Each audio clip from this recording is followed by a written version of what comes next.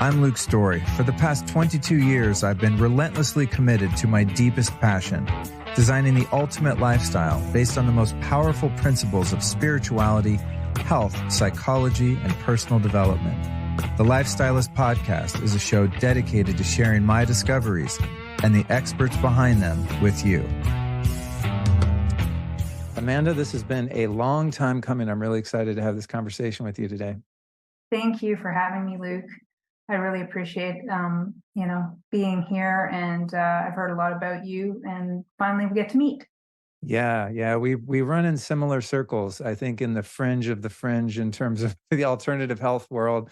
And you're always someone who's in the conversations that I have with the people with whom I like to have them. So I'm really excited. So you're in Canada, which is why we're not doing this one sitting here in Texas in my loft. Whereabouts are you? And I'm so curious as to what your experience has been over the past 3 years. Because our perspective here of Canada is like, oh my God, what is happening? We feel, I can speak for everyone I know that's American. We feel really bad that things were spinning so out of control, apparently, but that's from looking on the outside. How's it been? How is it now? Where are you? Well, I'm in Northern Ontario, 2 to 3 hours north of Toronto. I'm on 53 acres, beautiful forest. And, I wanted the homestead lifestyle, at least modified to still be able to run businesses and things. But it was very difficult. I think your aspect of what you picked up on is probably close to true, because we have a smaller population compared to the States, obviously. So we're spread out as well. And we have very different laws, like provincial laws and then the federal laws. And so, like, similar to what you have with the States. But a lot of people are really just compliant. They don't ask questions. They don't want to get in trouble. They don't want to rabble rouse. And that was really, the compliance was really a bummer for me to watch everyone just eat it up and consume the propaganda and the agitprop that came with it, because it wasn't just your usual fare. It was TikTok dancing nurses and all kinds of actors and actresses coming on and trying to sell you the solution, right? So it was pure agitprop, and it's really surreal. It was the whole surreal experience. And being someone who can see, the second it hit, I called it. And because of that, because I was very casual about it at the beginning, I'm like, okay, this is the flu, guys. The flu is detox. You guys are overreacting. There can't be a new virus because there are no such things. So just chill. You want to come in my store? You can cough on me. I don't care. I'm not afraid of germs. Okay. I know how strong I am, and I'm not the living dead, because germs only will infect or change dead, dying, and damaged tissue, never healthy living tissue. Right. So I'm cool. I'm good even with bacteria, blah, blah, blah. But that got me gang stalked. The violence that came at me, it was amazing. It was not what I would have expected, just like a really casual post of like, don't worry about it, guys. I'm like, okay, but my grandma, but my this. And right. And it just still persists. Even today, when I go out, I'll see the occasional person in a mask, and it still shocks me but here we are. I don't know where people are at, but I think they're starting to suspect something is up, because there's been way too many other changes going on. Yeah. I don't really have a realistic perspective, I think, because I'm in Texas, and also the circles in which I run are free thinking people, so it's like, I don't know what the rest of the world's up to, but sometimes when I travel, I was just in LA recently, and I saw some people like jogging outside, 85 degrees, clear sunny day, wearing a mask. And I'm just like, whoa, the trauma-based mind control of this whole 3 years is, I mean, I don't want to laugh at people's trauma, but it's like, it's actually just hard to even conceive of the level of psychological damage that the programming has caused. I mean, notwithstanding even the disruptions to small businesses and everything else that's happened, the economy, and such, but just like thinking about, man, people's minds have just been so twisted up, and the further we get away from it, the more my perspective leans into, I don't actually think anything really happened other than people being mind controlled, in mass, you know? But that's interesting, your perspective of Canada, just thinking about, I mean, there's a general kind of perspective of Canadians that they're very polite and just sort of passive, and Canada doesn't go to war. It's just people are chill and easygoing and kind of settle with the status quo in contrast to some places in the States. I mean, the whole Texas, don't tread on me. And, like everyone has firearms, and the populace, at least a certain portion of them, do not like to be effed with by the government. So that's interesting. A smaller population, a more docile population, and heartier efforts at totalitarian control and overreach. Like that's a combination for a lot of misery. So my compassion goes out to you and your fellow Canadians that have weathered the storm. It must have been pretty rough. Yeah, the politics also is kind of strange because it's the classic two-party system, so there's an illusion of choice, and we just vacillate, same as American politics in some way, Yeah. where you vacillate between the two parties. But this round, the Liberals just stuck their foot in deep and made alliances with the other far left NDP. So they got more seats and they were able to get more power. And that's always a dangerous situation. A Liberal government longer than one term is just you're guaranteed economic disaster. And then having them handle the pandemic is just adding insult to injury. So it was Yeah. a mess. It's a mess. And now people are like, oh, you guys mismanaged and did it wrong and judging and whatever. It's like, but we called it then and you didn't listen then. So, you know, it's all well and good that you're shaking your finger at them now, but the damage is done and it's still ripple effect, like fulfillment is happening right now where we're seeing, economic strife and people are almost in shell shock in a way. They don't even know how to socialize anymore. And it's really odd going out. Even now that it's warming up, people are still, I don't know, it just feels different. And I totally know that many awake people left Canada. And I contemplated it, but I'm very loyal and I feel like this is my place. This is where God put me for a reason. And I'm here to do whatever work I'm here to do on behalf of the divine. And if I'm to move, then I'll be moved, right? And it Yeah. shouldn't be of my own will, my little will. And so here I am still amongst Wow. the mosquitoes Wow. and the black flies. And do you operate a brick and mortar business still? Well, during the whole fiasco, I was heavily attacked, I guess if you want to say, or I was fined, and I had police coming often to the store, and it was very invasive. And not only that, I couldn't trust people anymore because if they got wind of your opinion, it's like they would call you in, they would report you and they would write frivolous reviews that made no sense about my business and try to diminish the good things that I was doing, and I thought that was very unfair. So my response to that was just to go completely online sales and close the physical store to the public. Plus I moved into a PMA style, a private membership association, because the rest of the government was trying to stop me from doing everything else that I was doing, which is making natural remedies. Right. And it's interesting because it's made me look at the world very differently, that we do have private capacity. We don't need to contract with the public entities because that gets us into trouble.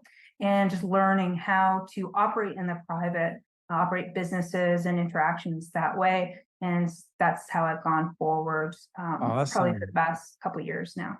Okay, cool. Good for you. Yeah, that's it's always my next big area of focus is how to disassociate myself from the government as a fictitious entity with a social security number and an all caps name and the whole thing. Many people listening will be like, "What are you talking about?" But it's a thing. I haven't been able to do a podcast about it just because I got to suss out who's the right person and kind of get my head around it to tackle a big topic like that. But yeah, the PMAs and this stuff is becoming more prevalent. And I do know personally one friend who has extricated himself from the whole system and has a different kind of passport and is on paying no taxes and on this whole other trip, you know? And I think that sounds so radical to people because from the moment we're born, we have this birth certificate that is essentially like a stock that the government owns, and we're like a product that's owned by the government. And because it happens so early on and we have no say in it unless our parents were extremely on point and didn't get us a birth certificate, but we're just indoctrinated into that system.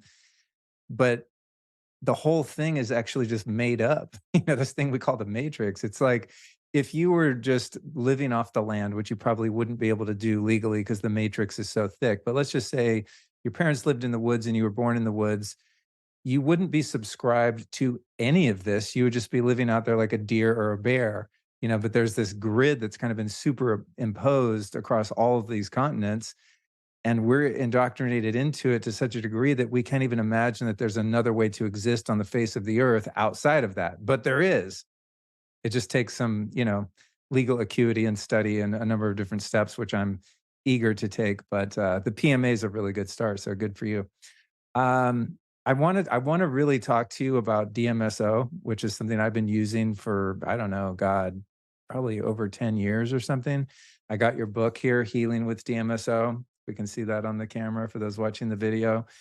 And I'm super obsessed because I've found it useful, but I didn't know until I got this book and started following your work that there were so many other applications. So I do want to get to that. I'm just reminding myself, don't go off on too many tangents and get lost from the topic that you really want to talk about, Luke.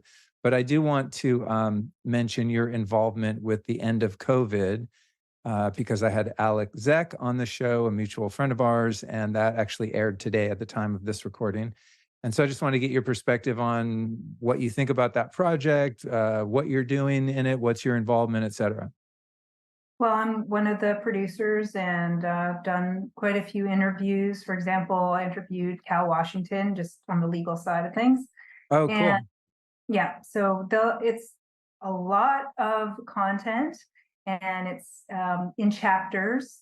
So it's enough that it will be presented in a bite sizes, so it won't overwhelm people. But I just downloaded the details today because I think we finalized things. And I think we're at 90, about 90, 91 presentations. I have to double check, but it's a lot of material. And the goal is to sort of lay out how this all happened piece by piece, discuss those aspects from truth, and then move it forward into where we do need to go moving forward to prevent this from ever happening again in the future. And that was really one of the main goals of the project. I'm interviewed as well in many different, I think I'm in maybe 10 or 12 different spots in that. So it's been a lot. It's been a lot of recording. A lot of work and editing has been going into this, but it's come together really well. So I'm Awesome. excited for the launch happening on Awesome. June I'm 2nd. stoked. And I think this recording we're doing right now should come out around June 20th, around the same time when this is kind of in the middle of its launch. So we'll put a link to that in the show notes, you guys, at lukestory.com/DMSO. DMSO. Yeah, I'm excited. It sounds like a PhD course, in like Yeah. not only what happened, but I think what you highlighted that's so important is how do we not comply with this sort of nonsense again? Because it's one thing to look back and go, ooh, we see all the holes in the story and we see all of the deception and lies and propaganda and manipulation and all the things. Okay, cool. Even if someone's just waking up to that kind of in hindsight going, oh man, I knew something felt off. I didn't know it was this bad, but even being armed with that information doesn't necessarily prevent it from happening again, because a new threat will be manufactured like it always is, and people will become afraid and comply. So it's like you can't, the way I look at it is like you can't tear a system down that is so embedded. Like this system is just, it's been here for too long, thousands of years. The players running the show aren't going anywhere. You think of like a Kissinger or Soros, some of these characters, these figureheads that I just see as just so ultimately evil. And you think, well, they're in their 90s, they got to die sometime, and then maybe some good people take over. But then they have kids, they have offspring that they indoctrinate into these systems, and then they take over. It's crazy. I saw something the other day, like I don't want to misquote her, but it was something Chelsea Clinton had said, speaking at an event, and just we have to get everyone vaccinated or something, just craziness. And I'm like, hey, I have compassion for her for being, born into this just corrupt, evil family, first and foremost. But I also hold her accountable because she is an adult and makes her own decisions. And I'm thinking, there's no way she could have defected. It's like you're brought into that and subjected to God knows what abuse along the way. So it's like that side of the polarity or duality is not going to just magically disappear. It's a matter of like tipping the scale and waking enough people up so that the power of truth and the power of love becomes more prevalent and is the driving energetic force of our continued evolution. So I love that part of it. And I highly encourage people to explore the end of COVID. Before we get in, one more thing before we get into the DMSO stuff, I've been kind of on the sidelines of the alternative health scene for a while, and one topic of conversation that's become really interesting to me is the germ theory and terrain theory model. And I spoke with Alec about it on the show that came out today at some length, and think got a clear explanation for myself. So I wanted to see kind of where you came into that understanding and what your explanation of it is, because it pertains to so many things, but most specifically pertains to the psyop that we experienced over the past 3 years, right? And this whole, was it from a lab? Was it from this? What if there's not a thing? That's kind of my question. And why did the flu disappear for 2 years, almost over 2 years? The flu flatlined for the first time in recorded history. And then this other thing was attributed to people getting ill, et cetera. So the whole thing is just too scammy for me. And I think at the root of it, to get out of the noise, is understanding the fraudulence of virology and the whole way we look at the human body and what makes us sick and what doesn't. So maybe you could just wax poetic on your perspective where you sit right now with all that. Yeah, in 2016, I started to question the existence of viruses, mainly for a few things, but my my growing up and my education in naturopathic medicine and all the holistic knowledge that I was absorbing, there, especially traditional Chinese medicine, there was no place for contagion. And in our historical texts, that's not really a concern. Contagion was only a myth, and it was used for political reasons. And once I found Dr. Stefan Lanka and his explanation of really how the germ theory got a foothold in, our cultures, it was all born of a fraud. And once I connected those dots, I realized that my hunch was right. The knowledge I learned about homeopathy, isopathy, the pleomorphic lineages that we have in our bodies that help us to cleanse the system, those are all natural aspects of us that are not to be killed. They're not supposed to be destroyed. They're actually, they can't truly be destroyed because they're like the Ouroboros, the snake that eats its tail, because the seed inside this pleomorphic cycle inside of our bodies, even when it's done its job and it goes back into these little tiny dots, that contains the seed for the next growth cycle to begin again when there's a need in the body to cleanse. And even the term immune system was manufactured by the very same people who were creating the false germ theory ideology and the vaccines that go along with it. So you see, it was like a big story that they wanted to tell people to keep them in fear, to keep controlling them, to move political mountains, and to essentially imprison and enslave mankind. And they could do it with all of these different fears. They figured out our psychology enough that they could get away with it for this long. This is like a couple hundred years now. But we're waking up to it. We're starting to figure it out. And it's because one of the reasons is because of scams like the pandemic, which just basically took the flu numbers and made it into something brand new where there was nothing new.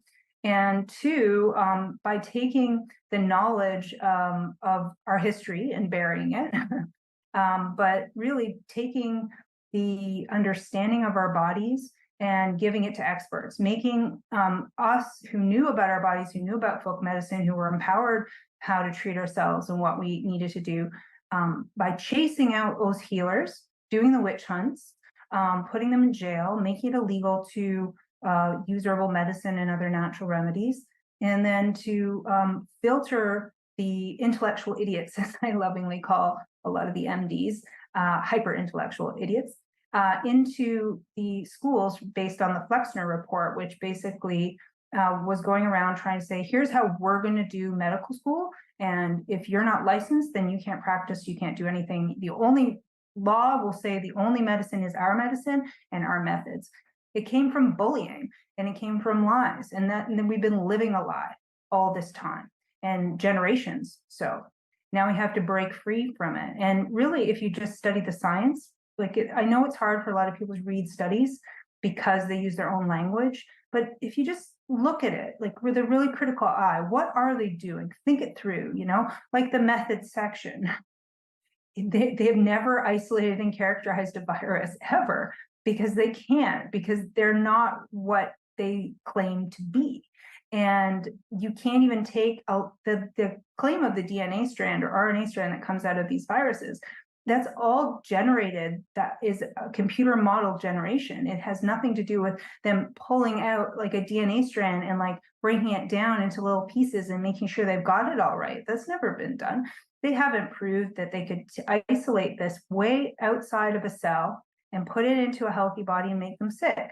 In fact, every contagion study that's been done has shown that bacteria, viruses, whatever they're calling, even some of the other fungal forms or mycal forms, don't cause a contagion event.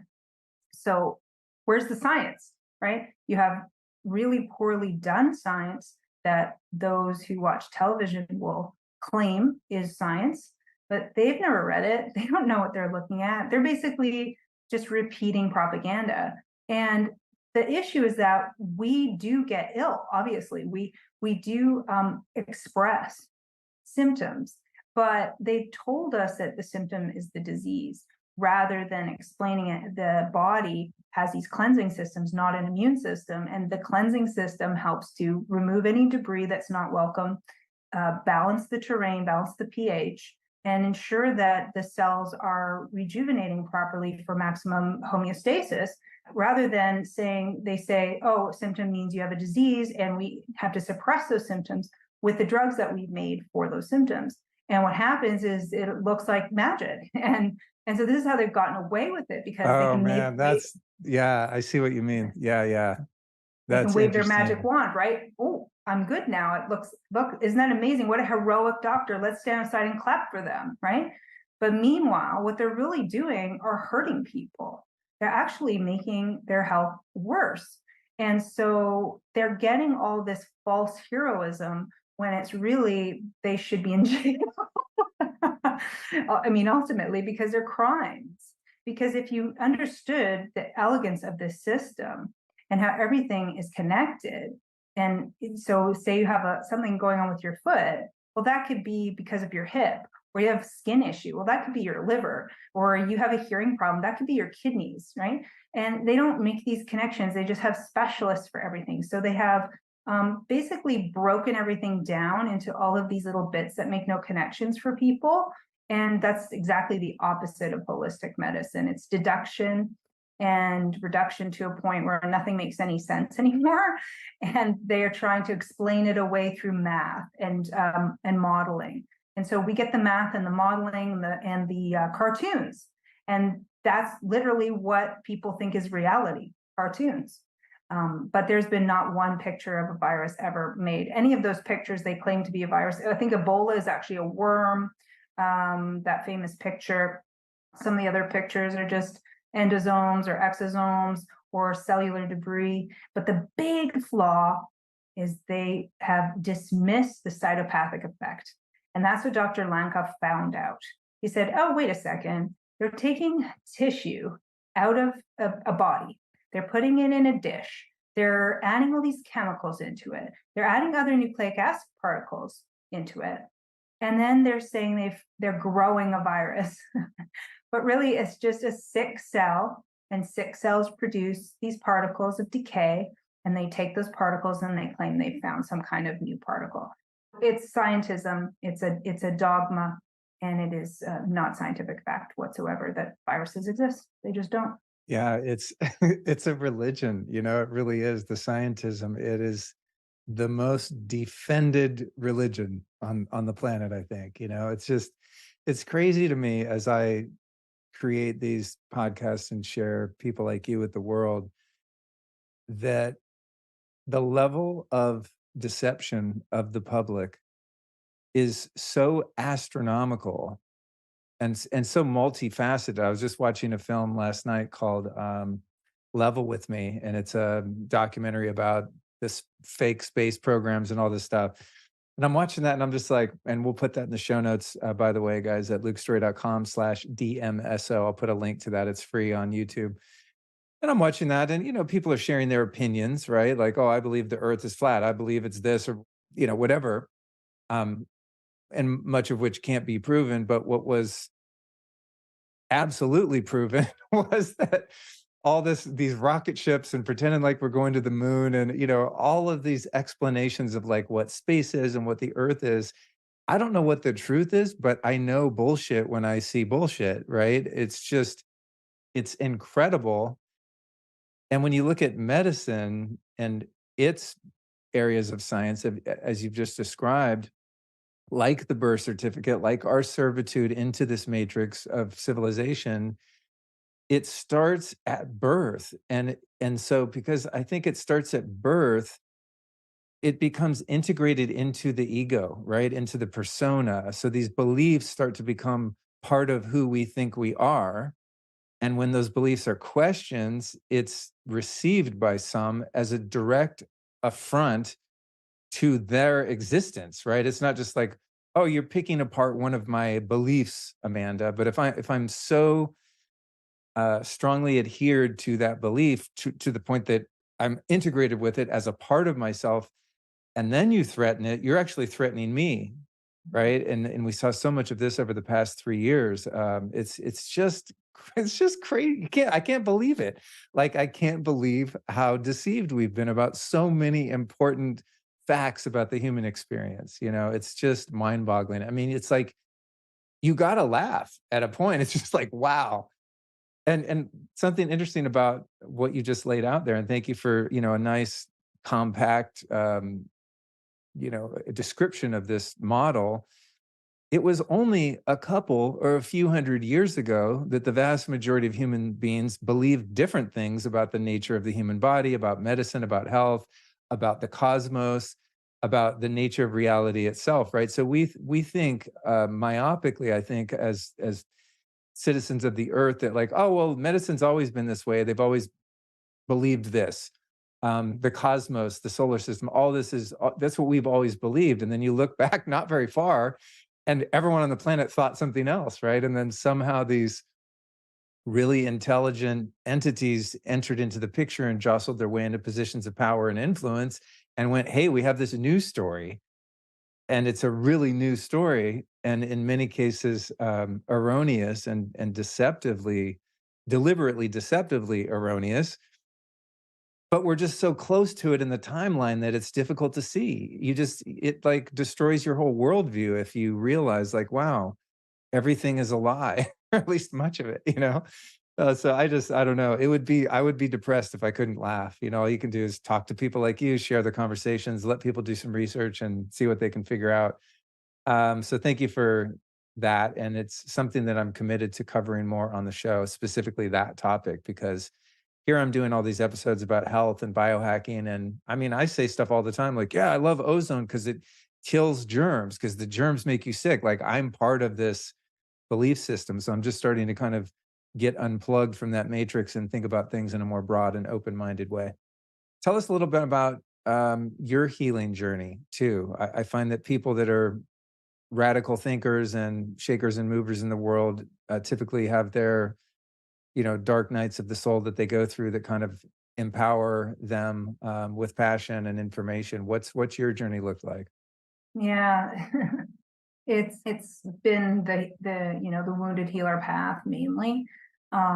So I've had to experience a lot in order to really feel it inside of me, so I can understand, what's happening, and hone my intuition. However, it's set up for my personality type has been really a wild ride so far.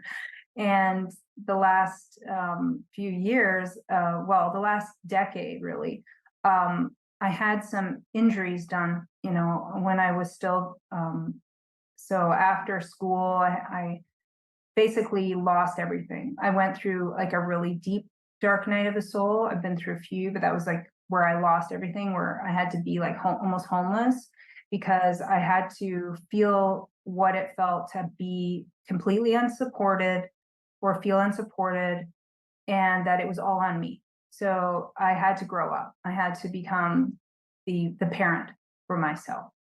And through that process, which is completely empowering, and I learned, a lot, obviously, about health and what this world's about, but mainly, the journey's been a struggle because of the injuries that I went through, particularly with root canals and dental work and Oh, cavitations. yeah. Um, Really problematic, and so many people suffer with this. And then the long of the short of it is that um, I'm into the last layers of this next cleanse, and then I finally found the dentist that I think will work for me, and hopefully I can heal, the things that I've had to keep up on top of for, the last 10 years, 10, 12 years almost now. Um, which is, meant that as much as I was working and as much as I was present for people, in the background, I was suffering a lot because I would get migraines often, and they would be like full body migraines, and I wouldn't be able to function for a day or two. And so this sort of thing happening over and over again. And then my lymph nodes were getting infiltrated by all the toxins, and breast was getting involved. And so there was a lot there, but it's just kept me propelling forward into more and more information, remedies, solutions, herbs, plants, people, everything. So I think that one thing I've come to learn is that actually through a book I have here, Archetypal Medicine. This is by Alfred Ziegler. Yeah. And it's a nice perspective because it states that really your health and the disease state are one and the same, because you are simply going through transmutation all the time, and you cannot grow without that little bit of stress or that little bit of pressure. And this is telling you or teaching you a lot, but also it's formulating your journey. It's part of your journey, and to not reject what you're experiencing, because we just want the nice things all the time and we don't want the not nice things all the Totally, time, totally. right? And when I was practicing Buddhism, which I did formally for a number of years, a lot of it was about suffering and about how to alleviate suffering, but also that was through being all right with the discomfort, like owning the discomfort, sitting in the discomfort. When you're meditating for 6 hours, your legs are gone, like they're not even there anymore, right? So you are okay with it. You become okay with the bug landing on your skin, and you don't need to react. And it teaches you this inner peace where that nothing in the external can really hurt you or touch you. And it was very powerful for me to go through that. So it's been quite a ride. And yeah, it's totally taught me, how to be a really good practitioner and also a good parent for my daughter going through all the things that I had to do, and then see having a natural child who has never been to a doctor, to see how incredibly robust she is. And I don't need to take her to a doctor because I didn't have her poisoned at the beginning, which is why they keep having to take their kids back, because they have ear infections, throat infections, skin issues, sleep disorders, mood disorders, all these things. It's because they got vaccinated when they were a baby, or they got the K shot, or they got, the ointment in their eyes and they didn't connect with their mother, or they got a C-section, or they had, some sort of womb trauma or whatever. Like, we're just, the conception to birth story is full of trauma. And we wonder why, we have these problems and autism through the roof and all this stuff. So it's told me a lot that why I've struggled so much throughout my life is because of what the doctors did to me in infancy and my youth, and that I was indoctrinated to think that I had to have these vaccines all the time, and to the point where I was a good little girl. So if my mommy said it's time to go get your booster, I'd just go myself and go get a booster, from the doctor. I didn't think anything of it. I thought I was being a good, obedient person that was there to, serve my community and like this sort of thing. That's part of the indoctrination, right? And then I started to clue in that this is false, because this has set me up for my teeth falling out and all kinds of problems with my body, and my tonsils being removed and all this kind of stuff that should never have happened to me. I mean, to the point where I had tubes in my ears, and one of the grommets, they said, bore a hole, and the hole wasn't repairing itself. And so I would have had to wait for a few years till I was 16 for them to do skin graft operation on me, but I wasn't old enough. So in the meanwhile, they scared the crap out of me by saying I could never get my head submerged in water, and therefore I never really learned how to swim. I was afraid of water. I was even afraid to take a shower. This is the fear and the things that they do to children that affect your whole life. I mean, just like what they did with the pandemic, these things affected your whole life, no matter if you fell for it or not. Where you moved to, your whole communities fell apart. All your patterns of your natural routine were thrown up in the air. You lost friends, you lost family. I mean, the recourse of what they've done is so evil. You can't even put the words around it, what's been done. And they've been doing this all along. They've been stealing away our life force like this all the way through. And really, it just comes down to the way that they've approached medicine as really a cult, and also as a measure of control and of stealing away your power, so you don't even know what's going on, so they can tell you what to do. Now they're the authority. If you don't listen to authority, then you're XYZ, you're irresponsible or whatever. I mean, the courts are rife with this kind of stuff, right? Yeah. You get a really terrible mother who wants to steal the kids from the father story, right? And he's like awake, she's not. And there was tons of this, I'm sure more even now. And they use all these sick tactics to rip the children from a natural parent. It's demented. And so as we've gotten into this, descent here, we can only hit rock bottom. I think we're almost there before we bounce off the bottom, and hopefully we get back up there again, where we shake it off and remember that we're a family, and that the evil people, who I don't think are even related to us, to be quite honest, or they don't seem to act with compassion or love towards us anyway, that they're not the authority, that they don't have the power, that they manipulate us to take the power from us and use it against us as a weapon. And so that means it's us, it's up to us, it's in our hands to stop it. I know it seems big and crazy and whatever, but they're using us, and they actually need us energetically for their survival. And as we learn, as we grow from this, we're going to see a big sea change coming. Even if it's just 10%, 15% of us, it's enough that we can turn the tide. So I'm looking forward to their reign being over, and us, building a new story. Me too. Well, the one thing that's encouraging is when parents are awake to this stuff and create organic, natural kids like you've done, I mean, those kids are going to have such a different experience of life and reality, and are eventually going to impact culture positively, right? If they can survive the scrutiny of being different from the masses of the other kids, right? But that's always the encouraging thing to me is like all my friends here having kids, we're working on having a kid. It's like I think people that are conscious need to have a bunch more kids, it's like and don't torture them and don't allow them to be tortured and poisoned and cut and burned and whatever, all the shit that they do to these poor babies, myself and you included, it sounds like. Imagine how different one's life would be if they weren't circumcised and ultrasounded and shot with all this poison and shit when they come out of the womb and the disconnection from the mom. And there's just like the trauma is so vast.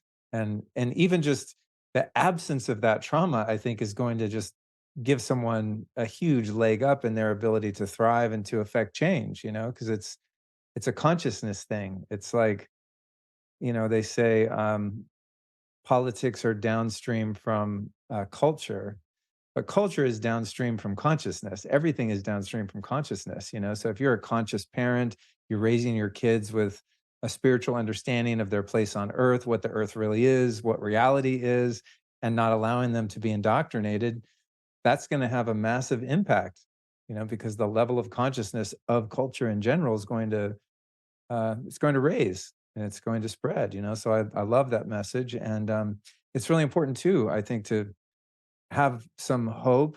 When you start to learn about this stuff, it's pretty gnarly. I mean, we go through our interpersonal dark nights of the soul, right? Physical problems, emotional problems. I have a lot of issues I've overcome in the past, and then your life starts getting better, and you do the work, and you heal all the things, and then your awareness starts to open up to the nature of reality, and you start to see the truth. And it's like, God, I worked on myself and have gotten to a certain place of understanding. Now I'm able to see like how gnarly the rest of the world is. And then there's like other stages to go through where you come to terms with that and find your place and, find the best way that you can help affect change starting within yourself. So I love your perspective. All right, let's get into the DMSO stuff here. I always find that, when I start an interview, it's like I have a topic I want to cover, but I really want to get to know the person and their perspective too. So I apologize to the audience that thinks I'm doing like a clickbait and switch on them when I title something one way and it takes me forever to get there. There's just so many interesting things to talk to people about. But as I said, I've got your book here, Healing with DMSO. And something again I've been using for a long time, and I think kind of in the fringes of alternative health. Some people are aware of it, but I know there's going to be thousands of people that hear this conversation that have never heard of it. So let's just start with the basics. What is DMSO, and what are its origins of use? Yes, well, it's dimethyl sulfoxide, and it's come from trees. I mean, basically, it contains organic sulfur, and it's not new or anything. It's just that back when it was identified as a solvent, it was like a perfect solvent, and that's how it was used. And so over a period of time, so the first sort of person was a Russian scientist. That was in 1866. So his name was Alexander Saitchev, and he isolated it. And he noticed it wasn't toxic and it had like a garlic taste. And he thought it was, really controversial actually. And then it actually started to become tested in all kinds of studies and things going forward. But it really wasn't until 1963 when a research team who was spearheaded by Stanley Jacob, an MD, he which now this comes from the Kraft pulp process. So it's actually not that hard to extract, except there's a lot of pressure distillation, so it's a little tricky, but it's a sulfate process in Kraft pulping. So they make what's called a white liquor, and that breaks the bonds between the lignin and the cellulose. And so that's where they get the DMSO. So literally, the DMSO holds the lignin and cellulose together, which is the strength of the tree itself. And so think about this strength and what it does to us. It strengthens us. It strengthens our tissues. It strengthens the connections between whatever we're calling cells here, because we also have to question all of biology at this point too. So we'll just tongue in cheek some of the terminology here.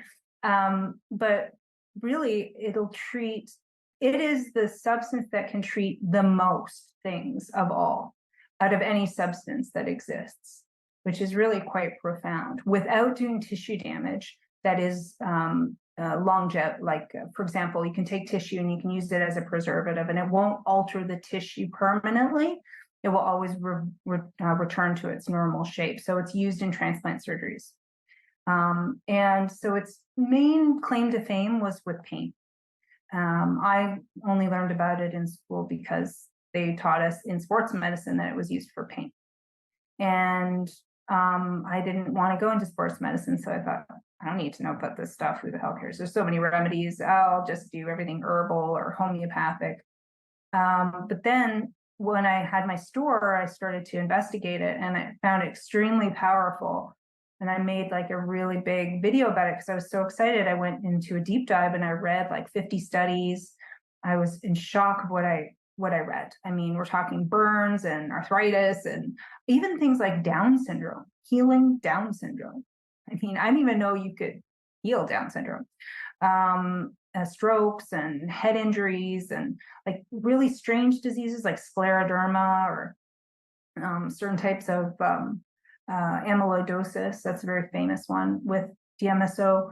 I make a bunch of blends for things like toothaches and an afterburn sort of gel that really soothes the skin, like you get sunburn. So it's like 300 ailments at least, not more, right? So I mean, that's the thing that's so fascinating about your book, because I've only ever just used it, I guess, as a solvent. I use DMSO when I want to drive something into my skin. So that could be like a CBD cream or transdermal magnesium or something like that, just like if I want it to penetrate, because I understand that at least it does that. But I'm reading your book and there's stuff, and we'll go into a lot of this stuff, but for your pets and this and like all of these different ailments. So that, of course, leads me to the question of like, well, why doesn't everyone know about this, and why isn't it everywhere? And then, of course, my answer to that, and I'll see what yours is that it's very inexpensive and you can't patent it. And it seems like when a substance is discovered, whether it be made by nature or made by humans, that they tend to get either demonized, repressed, or both, because the powers that be won't be able to profit from it or control it. So it's like those are the things that get my interest, most of all. And I think that's why I'm like, okay, I gotta deep dive DMSO. I gotta get into this. Is it present in all trees? Like any tree that's made of wood essentially has DMSO in it? Yeah, and also in the air or ocean side. So it's part of the natural sulfur cycle. So if you like just were walking by the ocean, you'll get wafts of DMSO. You'll just be breathing it in because it's one of the steps in that cycle. So certain algae and things put it off. So there's quite a few life forms and even foods that contain DMSO as well. So it's very, very natural. It's sort of all pervasive in all kinds of different life forms, but the majority is in like more hardwood trees, or even like a lot of maple trees, that sort of thing. That's where the extraction comes because there's already an industry. There's a pulp and paper industry. So it's a waste product. They don't use it for anything for that. It comes away from that. So then they sell it to companies and they purify it and take in any of the residue white liquor out and run it through, activated charcoal and purify it to sort of like a pharmaceutical grade. So it's a clear liquid, completely transdermal. I explain in the book there's like 3 ways that it kind of opens the skin barrier and gets in. And it is a carrier. It does carry all kinds of substances that are low molecular weight. And if it's too high of a weight, you might feel it trying to go in. Like some essential oils, you'll kind of feel that stinging. I've made that mistake with DMSO before. I'm like, oh, something's good on your skin, just put DMSO with it. And I definitely have, I probably with essential oils, yeah, I put something on that was a bit strong. And I mean, it didn't hurt me, but it's It a won't. little discomfort. What Yeah, you about, might get redness or burning or tingling. That's kind of normal. yeah. So Does my transdermal magnesium oil application make any sense? Is it adding any effect by using a DMSO roller first on my skin and then putting that oil in? Yeah, I actually make a 50% magnesium oil with DMSO as a Oh, product. no way. Yep. Yeah, very, Cool. very popular. It actually takes the itch away from both products, which is fascinating because magnesium oil sometimes can itch, especially in Yeah. females with more estrogen. And with DMSO, sometimes it can itch. But together, they have a nice synergy. So they tend to be less irritating with one another. And you will get better absorption for sure. And utilization and delivery. So it doesn't just stop with the barrier part, with the transdermal aspect. It's also helping internally work with water to transfer itself quite quickly through the waters. And that's why, you can put it on your finger and in like less than a minute, sometimes it's in your mouth. Like you can taste it in your mouth. You're like, what's that taste? Well, that's the processing of the sulfur, and it's actually putting it off of your breath, which is the only downfall really of DMSO mainly is the DMS breath. Once the oxygen comes off, then you can get that. But I have some solutions in my book about, how you can offset some of that. You can use like MMS spray or hydrogen peroxide spray, and it'll dull it down so you can have a social life. That's funny. I've never actually noticed the odor from using it. Maybe just people were being polite and didn't mention, "Hey, you really smell like, garlic," or something. But I have a friend who's been, working on a skin cancer issue, and so he tries all these different protocols and stuff, and then he recently did a run of using DMSO internally. Apparently, he was drinking, some portion of it or something, and, not only when he was around was there a very strong odor, but also when he would go away, and he's like, "Hey, sorry, I'm on a DMSO thing. It's driving my girlfriend crazy." And I'm like, "Oh, I'm sure I won't even notice." And I did. I was like, "Holy shit." So, what's the deal with using DMSO internally? I mean, aside from just it's coming out of your pores and your breath and creating an odor that might be displeasing to some people, but what are some of the uses, in terms of taking it internally and safety profile and whatnot? Yeah, anything above the head, generally speaking, and internally, your higher end dose is about 50%. Although some people have done some real kamikaze things and they're fine. But just for safety reasons, that's the upper level. And usually I suggest 1 teaspoon in 4 or 5 ounces of water or juice a day as your internal dose. If you're just generally treating pain or you're working on maybe some arthritis, because this sulfur helps your detoxifying systems. So it is a master antioxidant and free radical scavenger, reducing reactive oxygen species, which they cause a lot of chaos in the body, which can lead to too much cell debris, which need to be pocketed away. Therefore, you get cancer pockets.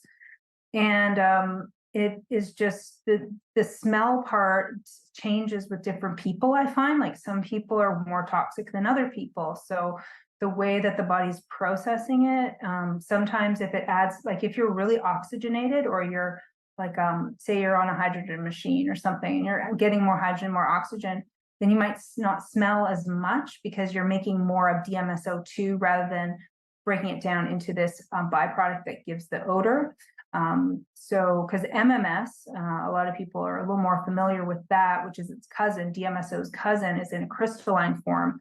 And a lot of people take it for like muscle building or healing their gut or, doing certain detoxes, that sort of thing. So that's a sulfur crystal and it's DMSO2. It has 2 oxygens onto it. So it acts a little bit differently. So it'll grow skin, hair, nails really nicely in that format. DMSO will too, but MSM is really absorbed well by like all the skin and tissues and that sort of thing. So like healing your gut with it is really helpful. Healing ulcers, you can use it that way. Any type, I mean, literally any ailment, you're going to want to use it. And there's just different protocols, which I have lots in my book on how to apply it for all those different conditions. And then the synergy that it has with other herbs or other medicines, even like they even use it in some places with chemo. Not that I recommend chemo ever, but you know, they know chemo's poison, even they know. They're like, their goal, they think they have to kill. This is the mistake. We don't kill, but they think they have to kill, and that's the solution. And so they want to kill less.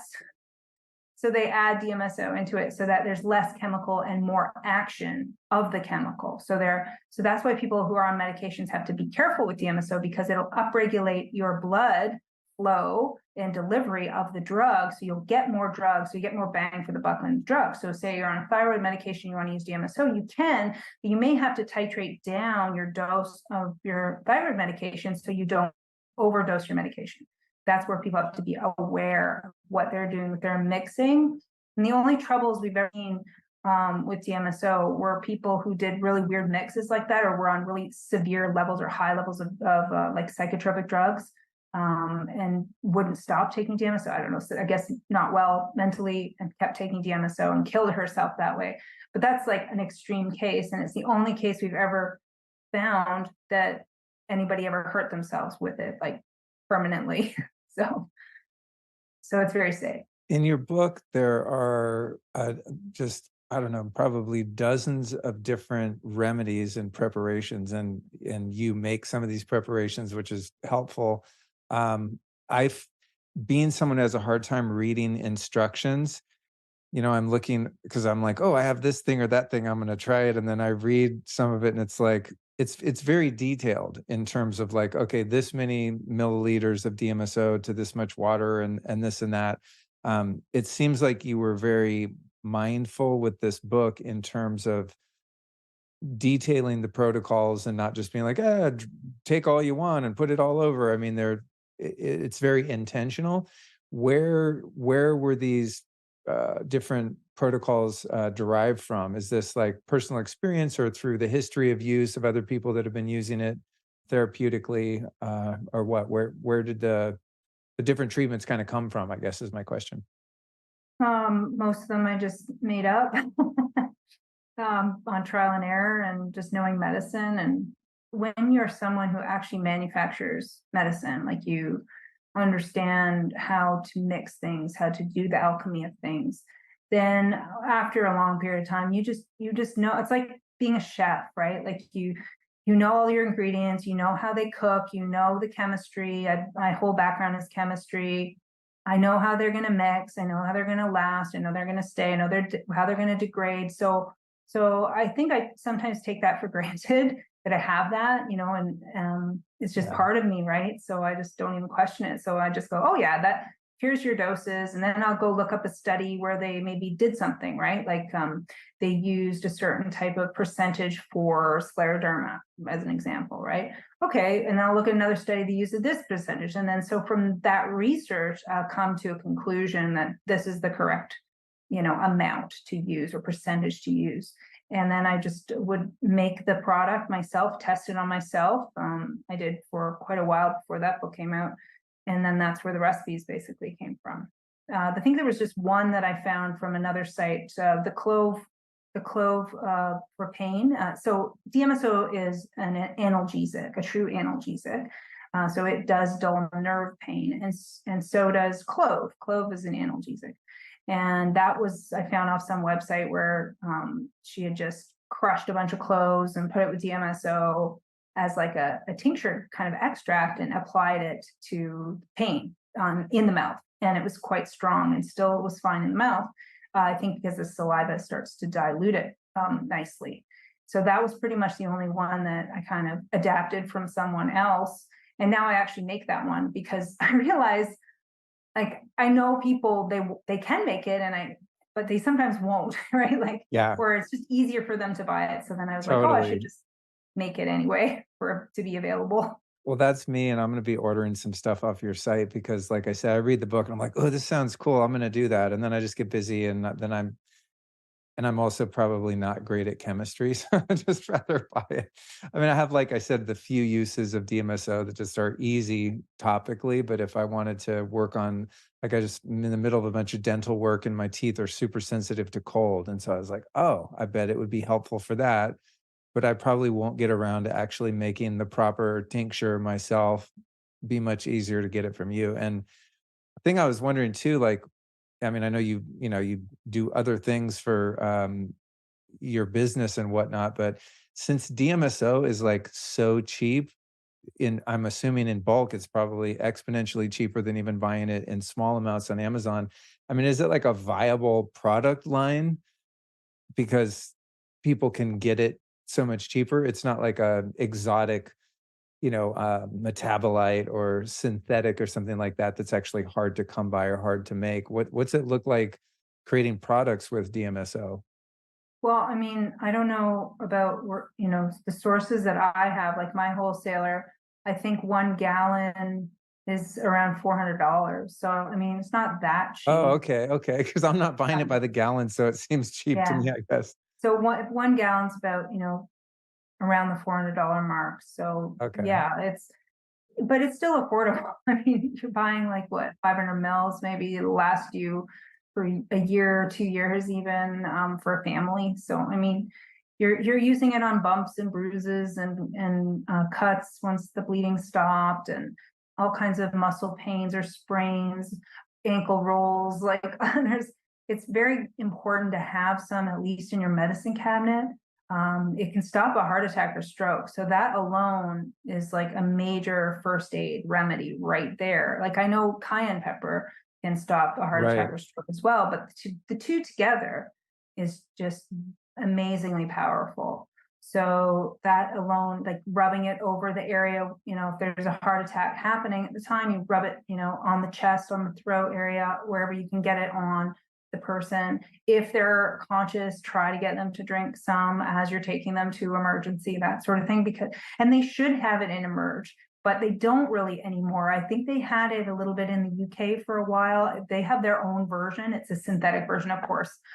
They can't, it's like right. they reject nature. It's like, ew, it's natural. Ew. We have to make, now that one is expensive. That's called Rimzo 50. And it is like $2,000 for like a little tiny amount. Like it's insanity. And that's the one they use in all the studies and labs, and like they use their kind. And so their costs are higher because of using their kind. It's just everything they do, I find very warped and weird, but whatever, each to their own, I guess. But you can Yeah. get it from the trees, and it's just as Right, right. great. Yeah, that's the dominionistic relationship that many humans have with nature, right? Is that we have to control and domineer our way through like a bull in a china shop. And it's like, it's pretty good like it is already, you know. But of course there's profit motives and things like that.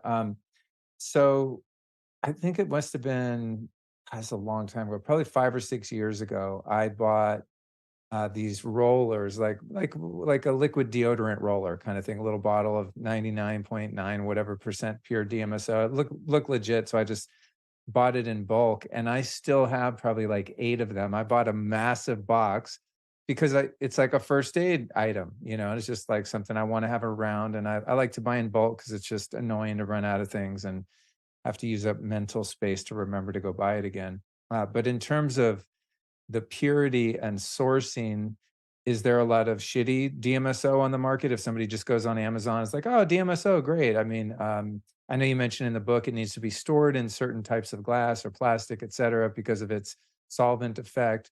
So, what about purity and sourcing?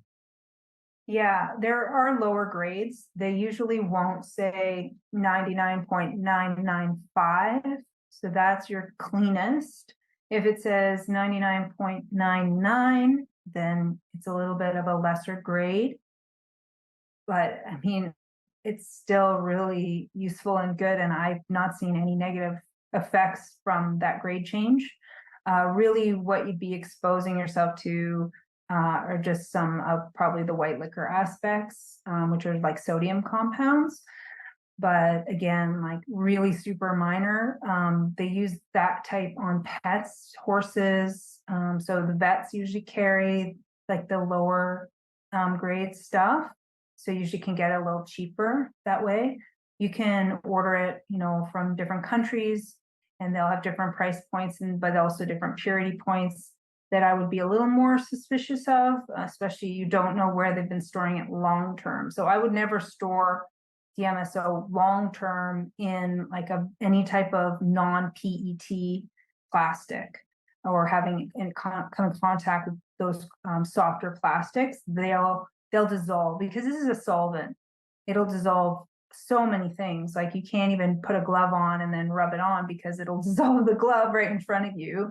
But the hard plastics, it is completely inert. For the PET plastics, there's not 1 ounce of reactivity with it, which is fantastic, because once I make my blends, sometimes they go in like some of the bigger containers, and you just can't get them in glass. They're just impractical in glass, a lot of those huge like 8-ounce sizes and stuff. Yeah. So then we use the PETE that's recyclable. So just watch out for the soft plastics. You never want to put saran wrap anywhere near it. It'll literally just, if you can test it, it'll just go right in.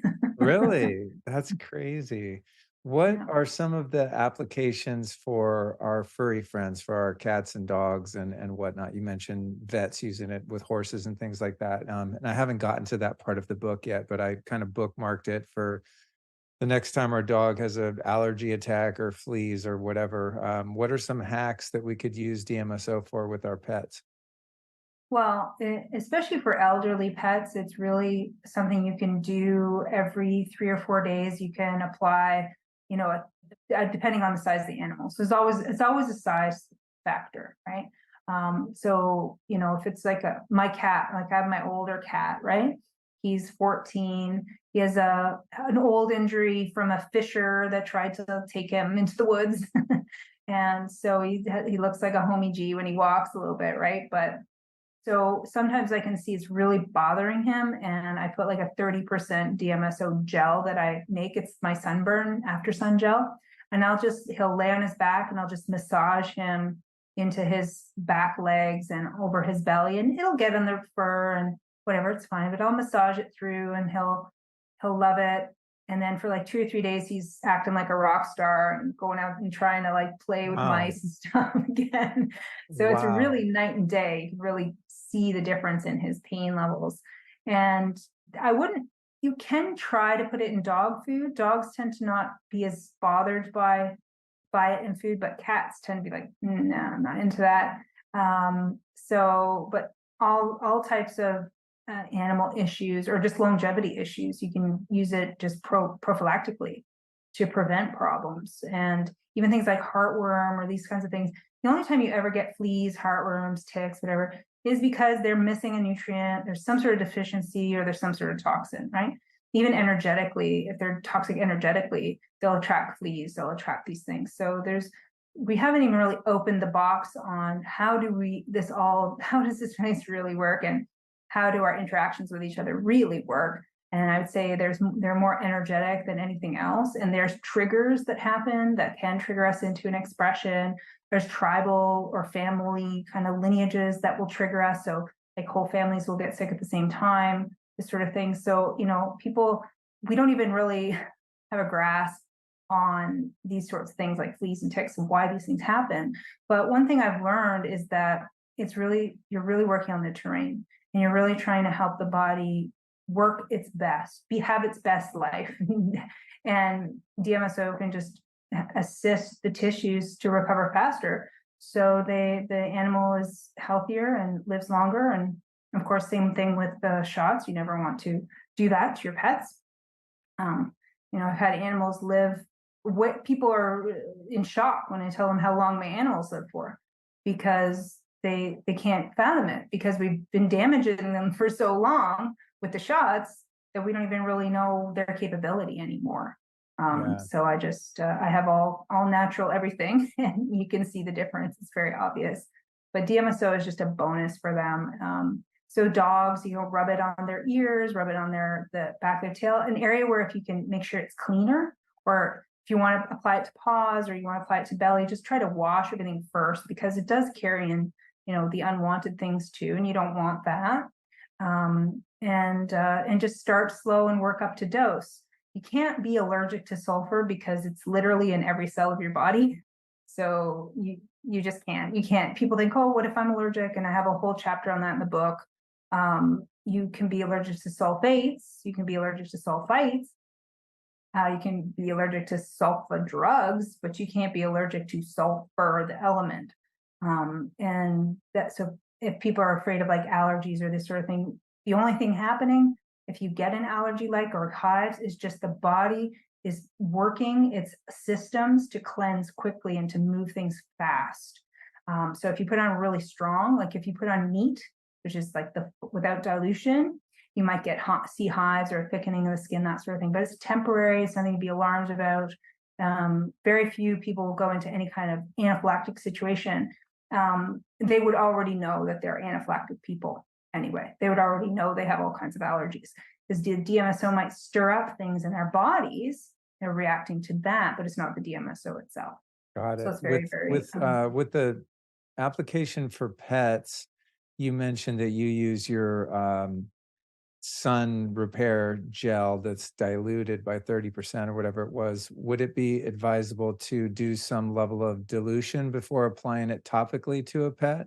Like yeah, say my definitely. dog has hot spots, I'm not just going to take my 99% roller on directly onto the hot spot or something. They would be fine probably if you did that. But there, I have a dilution chart in the book for a specific reason because there's different dilutions for different benefits. Like the 30% level is the most anti-inflammatory percentage. That's the one that you can use in your eyes. You can use, internally in any way and for anything inflamed. And then when you go higher, you're getting different actions because there's less water in it.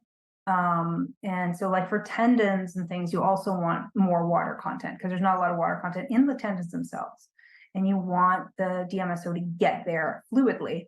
And then the higher percentages are for more intense issues. So there's a whole range of uses. Ultimately, you start low always. You don't want to shock any animal if that's the first time use, but if it's an emergency, and say they're having a seizure, and your mind's maybe not good, you're freaking out, what do I do? You just want to take some DMSO and just try to rub it on their neck or, on their body. It's not going to kill them. It's not going to hurt them at that concentration. It's just if you keep using it too strong, the skin reacts to this barrier breach without enough water, and we'll get that redness and can thicken over time and get like a leather-like sort of quality to it. But as soon as you stop the DMSO, the skin will go back to normal. And that's the one thing I found really incredible about this. It's just, despite what you think it's doing in its alterations, it always returns to normal. And it's like, and it's just so wise the way that it moves through. So, as you learn and feel more comfortable with it, you'll see its limitations. Just like with anything new, you're not sure. There's a little bit of fear, apprehension with some of these things. Totally understandable. So that's why I wrote the book. So you feel confident, comfortable. You just start with lower doses and then, be in a situation where you trust and you know that you can use it on a stronger level and it's okay. Cool, cool. Yeah, with the flea thing and pets, it's never really been an issue for me so much in California, but in Texas during the summer, the fleas are next level. And so we've tried, all the natural sprays and natural flea shampoos and all the things. And for the past 2 years, there have reached a point in during each year where we're just like, we have to give her the flea medication. And it just, I don't want to use the term "it kills me" because I don't like to say that, but it's extremely difficult for me to poison my dog so that we don't get a house full of fleas and so she's not tortured by them. So like, an oral medication or the drop on the back of the neck that gets in the bloodstream. And just intuitively, that sounds like a horrific thing to do because you're poisoning the blood of an animal that you love. But it's just like, I don't know, it's a couple times just been the lesser of two evils. So I'm wondering if, do you have any, anecdotal record of someone giving a dog, for example, an internal, like an oral low dose and having it act kind of in the same way where it repels fleas or, stops the reactivity of the fleas or prevents them from reproducing and laying eggs on the skin or anything like that? It's usually a combo approach. Definitely, they do not like the DMSO. So I would do probably 30 to 40% internal protocol where you can mix it up and then give it orally. So by mouth with some food or something like that to the animal. You can inject it. I don't go in too much into injectables, but they're, again, 50% is your maximum, but usually you do really low doses of injection. You could try urine therapy. So you could use their own urine or even the same sex. So say if it's a male dog, then use, your urine, not a female's urine, just to not throw off the hormones. But you could even put urine on them. And it also is a natural repellent. Really? Yeah, you can Wow. put it on if you have to go out into the bush, you just pee all over yourself. Rock on. But it's an old remedy for all kinds of That's ailments as well. funny. So That's hilarious you mentioned that because our dog Cookie, I love to pee in the yard. It's just like, it's my first home I've ever owned. And it's one of my favorite things, just walk out in the backyard and take a leak. But our dog Cookie likes to cover my markings in the yard. So it's like if I go out there and pee, she will know and she will come over and inevitably she will inadvertently try to walk through the stream, because she's trying to get to the spot to leave her own mark. And I'm always like trying to prevent myself from peeing on the dog. But that's an interesting take that maybe there might be something to just letting her have her way. that she knows, let her try it That's out. funny. The problem is when it degrades into ammonia, we don't like the smell. So Yeah. you might want to do something else to help their scent. Like, I don't know if you tried diatomaceous earth as one of the natural remedies yet, but that's usually what I use a lot up here for my pets. I put it in the food and You put on in their food. and sprinkle it on them Oh, both. wow, cool. I'll try that. I'll try that. I know that's what we were using to clean the pool. So I'm sure it's a different Different grade grade. of that. Yeah, yeah. Yeah. I've taken it during some parasite cleanses and stuff, the DE, but, yeah, that's interesting. Thank you for that. What about, something that I just skimmed over in the book was, DMSO IVs. How prevalent is the intravenous, application in the natural health circles around the world? It's pretty much known, I would say. I mean, if I'm trained in IV therapy and I can crack open my book and there's a DMSO glutathione recipe, I think, in there. So it's known, but it's not celebrated, I guess. It's like just one of those things in the like, yeah, it's a thing that we use for, pain or injury or whatever, or cancer like that, but it's not like fanfare like it should be, like it deserves to be, like Right. DMSO guys, like come on, like look at the power of this thing. But it's if you go to a naturopath who does IV, a good percentage of them will probably at least know about it. They might not have used it before or been asked, but it's often blended and it's used a lot in obviously serious ailments. They're like DMSO with blended with other things, because also it helps the rest of the body absorb the nutrition and you're bypassing the enteric system, so you can really get some rapid results when you do it through IV. Yeah. Wow, cool, cool. All right. Let's see. I've got a few other questions for you here. I want to make sure that I don't miss anything, and then we conclude the call. And I'm like, oh, I forgot that thing. Oh, sinuses. You talk about doing sinus flushes, and I know. I mean, just our air is so full of God knows what, and people are reporting to me all the time that they're having sinus issues, and it's something I'm not so much. I think I've healed a lot of my sinus stuff, but in the past I had a lot of sinus infections and things. So, what about doing neti pot, nasal rinse, etc.? Oh yeah. It's really important, the sinuses, because these are caverns that help us cleanse. All of these roots that have an exit, they're very important to us. Not only are we accumulating waste from pollution things and the mucus has to continually cleanse it out, but it's about the way we breathe through our nose because we're not supposed to be mouth breathing at all. We're supposed to be nose breathing constantly. It's when we sleep, when we work out, when we are just sitting, watching something, whatever, close your mouth. You're supposed to be breathing through your nose. And again, the medical cartel has done a huge disservice to us by removing our HEPA filters from our bodies, which are our tonsils and our adenoids.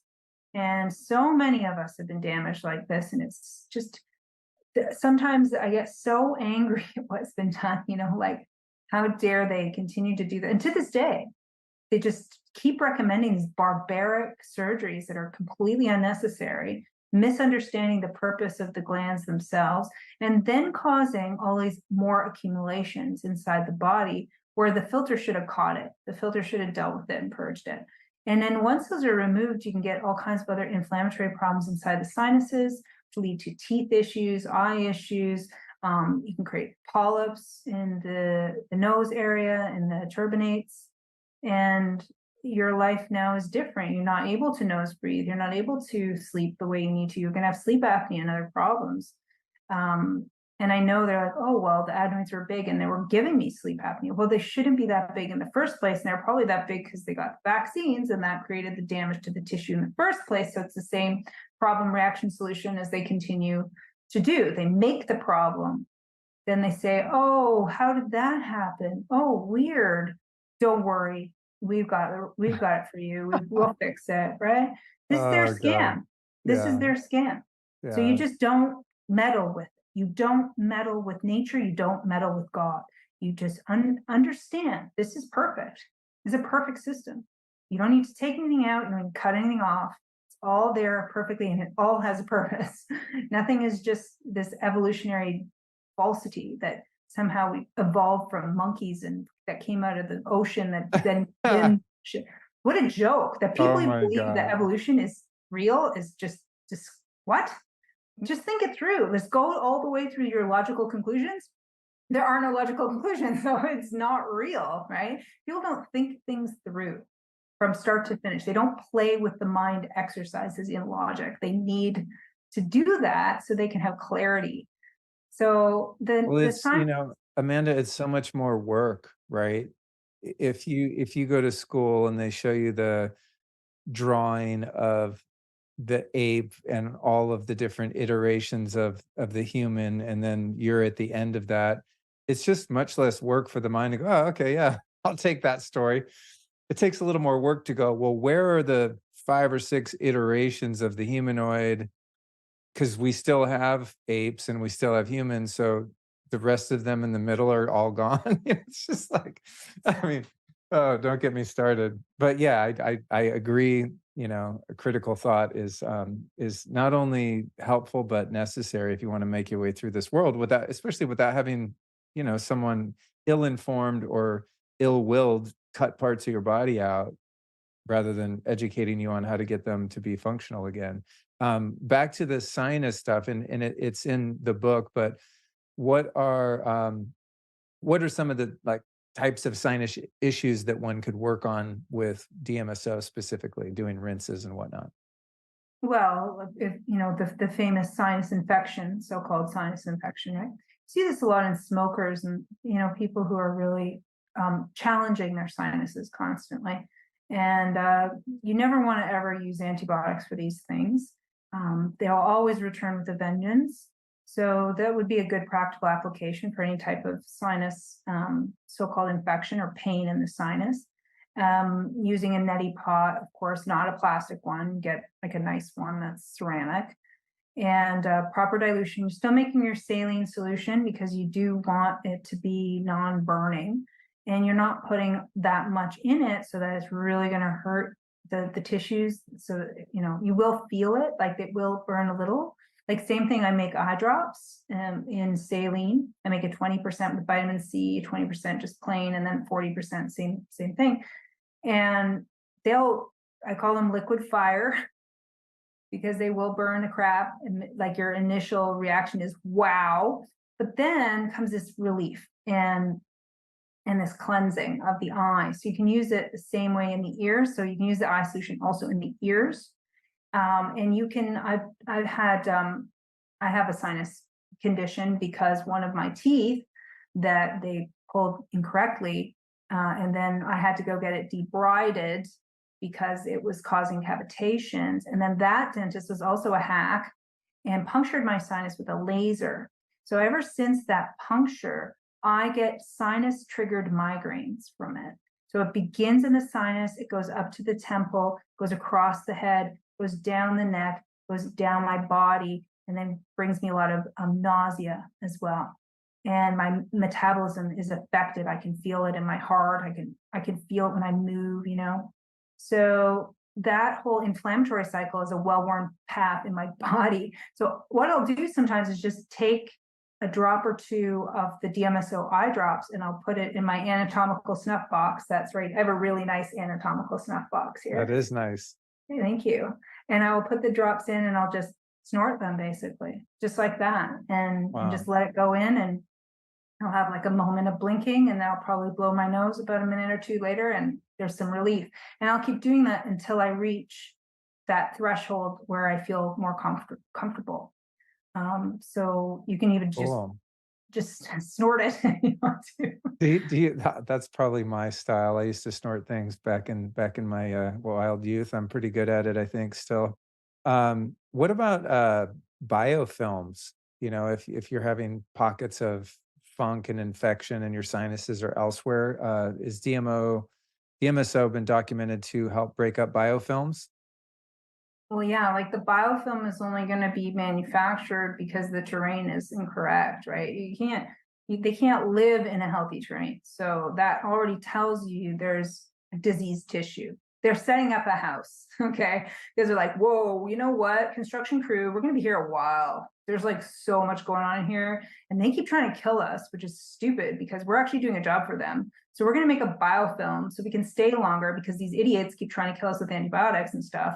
So now we're going to make it harder for them to kill us so that we can help them. And so the goal is not really to even worry about it so much, is to get to the next level of why, like what's going on with my tissue that this has happened.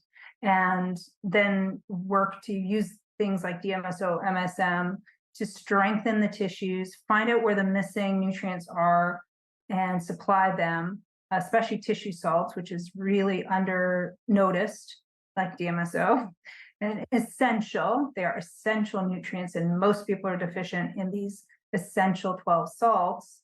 And then do some enemas or things that will help your liver upregulate and work better and fix your hormones and these sorts of things. Then that doesn't last. Like it won't. Those biofilms will naturally be dissolved by the body because their purpose is now not needed. They aren't required. Now, if you have someone who's very, very sick, okay, they've got biofilms, they've got all these microinfections all over the place, they're just full of parasites, whatever, their terrain is really in a bad state. I totally understand the need to just get some relief and clean that out and chase them out and that sort of stuff. It's totally fine. DMSO definitely can be part of that without real suppression. So it'll strengthen the tissues, it'll get rid of heavy metals, all kinds of metals from the body, which might be the cause of why that's happening. That's a really big cause of most of these problems are the metals and the microplastics and the xenoestrogens. Those are kind of like the top ones. That, and I include glyphosate and that kind of stuff in the xenoestrogen Yeah. camp. Yeah. So just let me interject there. Did you say that the DMSO can assist the body in removing heavy metals? Oh yeah. Oh, Yeah. wow. Yeah. Wow, Yeah, like cool. I think they've shown like the sulfur itself binds with mercury, lead, aluminum, cadmium, arsenic, and nickel. And then it'll come out through defecation. Holy shit. No pun intended. Yeah. That's cool. I didn't know that. I don't know if it was in your book. Like I said, I kind of like use your book like, oh, what's the thing I want to work on? So then I go read that particular part, which is, how I got to the sinuses and some other things. Have you heard any reports of people, you were talking about how you can use the drops in your ears, any positive impact on tinnitus, or as some say, tinnitus? Yeah. Yeah. Some DMSO and tinnitus, if it's mechanical, yes. If it's cochlear or if it's like deeper into the inner ear or it's brain, because it can be coming from the signal, right? So where Sure. along the signal is the problem? Like where is it coming from? Is it from like outside damage or is it from inside damage? So I really found cold laser was incredible for tinnitus. I have the Spooky 2 system, and they have a cold laser adaptation, which just like looks like little earplugs. You can plug them in your ears, and the red light goes in. You can do it in your nose as well, and you can actually heal your sinuses through doing that too. So yeah, I found the laser to be really, really one of the top ways to deal with tinnitus. Cool, cool. And I would probably do a combo where rubbing DMSO on the back of the ears, doing the drops, doing that. So like what you're trying to do is tell the body, hey, we're on to this now. Can we heal this now? I'm going to give you some direction. Will you take it and run with it? You know, so you could even do homeopathic that's specific. Say you get a lot of wax buildup, or you're getting wind, you're sensitive to wind or something. So you'll look up different rubrics or symptoms that you have, and you can match the homeopathic to what you're feeling. So, you know, add that in as well. And then you're really directing the life force toward the ear and saying, I know you're working on the liver right now. Sorry, buddy. Or, I know you're Yeah. working on digestion right now, but let's go here, you know? And that's why you don't want to throw too many things in your body all the time, because you have one life force, and it's the life force that decides when it's going to heal a particular area. And so if you're working with natural medicine, your goal is to try to hone that in a direction where you're not going against the grain of what the body would naturally want to do anyway. You're just trying to gently urge it to and help it for something that it can do on its own and would do if everything else was fine. Just get that done now.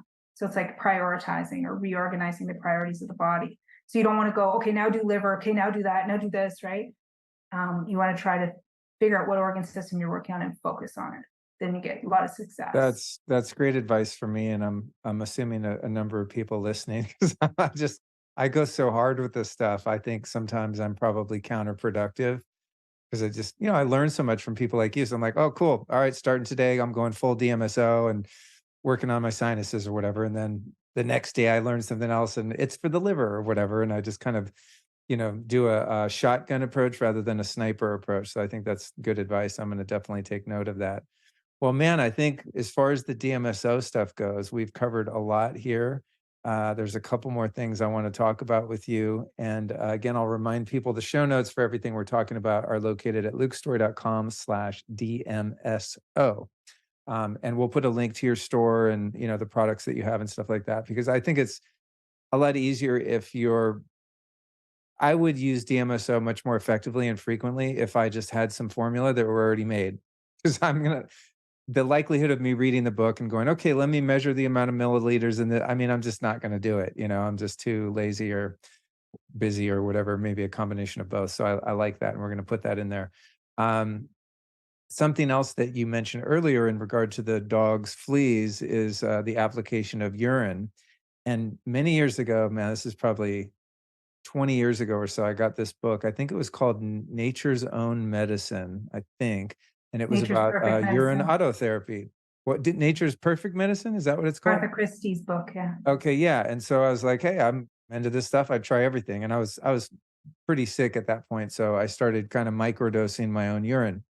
And found that there's a history of this. It's not just some wacky new age thing that came out in the 90s or whatever. But then I kind of did it for a thing and got on to the next thing and just forgot about it. And I don't hear it mentioned that much. But what's your perspective? Well, I guess first describe what it is for people that are like, this sounds insane. And then give me your take on it. And if you have any experience with clients or yourself that have proven it to be useful. Yeah, sorry. So the title is Your Own Perfect Your Medicine. own perfect medicine. Thank you. Yeah. And she's right, because it's your own homeopathic, perfectly designed remedy for you. And it can be used for others, but it's really meant for you. And it's your urine isn't waste. I have a lot of videos on this topic on my website, yummy.doctor.